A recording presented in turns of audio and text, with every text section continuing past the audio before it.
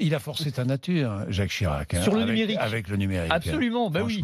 Bah parce que c'est vrai qu'il n'avait pas l'image du président des geeks, on va dire. Ce qui restera, c'est effectivement l'épisode du Mulhouse qu'on entendait juste à l'instant avec les Guignols, quand on lui présente en 96 un ordinateur et qu'il dit voilà, une souris, qu'est-ce que c'est qu'une souris? Et ensuite, il va être gentiment moqué. Et c'est quelque chose qui va rester, qui va le marquer un petit peu. Il va tout faire ensuite pour être le président moderne, le président de l'ère Internet. Alors ça va commencer par l'Élysée, qui va très vite se doter d'un portail Internet dernier cri. On peut écrire par mail au président de la République, c'est une première.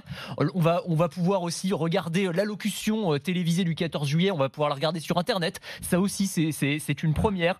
Il était assez fier d'expliquer qu'à son époque, à l'Élysée, on est arrivé, il y avait un téléphone à 3 touches et on a commencé à utiliser des messageries instantanées. Donc il a commencé à s'emparer des outils du numérique et y compris dans sa campagne électorale en 2002, pour la première fois, il organise un chat sur Caramel. C'était la messagerie instantanée la plus populaire. Vous vous souvenez de ça? C'était le Facebook Live de l'époque ou le Twitch de l'époque. Ouais, c'est ça, c'était la préhistoire, mais ça permettait effectivement de toucher des jeunes internautes, des ados notamment. Oui, il avait des sites préférés, un site sur l'art japonais, site officiel de la Ligue japonaise de sumo. Oui, c'est ce qu'il disait dans une interview au Journal du Net. Il donnait des interviews aussi à des journaux auxquels les présidents ne parlaient pas. Zéro informatique aussi, notre collègue Frédéric Simotel qui l'avait interviewé par exemple. Il a forgé le concept de fracture numérique. Oui, on connaît la fracture sociale, évidemment, mais aussi la fracture numérique. Il a compris très rapidement, en fait, il faut se souvenir à l'époque, on faisait nos recherches sur l'ICOS, on avait les Nokia 3310, on était abonné à Wanadoo, donc c'était vraiment, encore une fois, la préhistoire. Et il avait compris qu'il y avait un enjeu d'égalité derrière le numérique, entre la France des villes et la France des campagnes,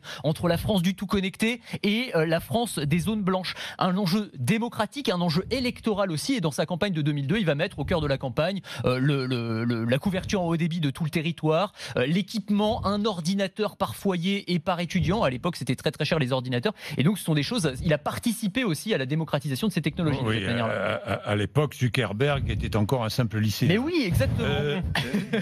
Dites-moi, il voulait que la France crée un concurrent direct à Google.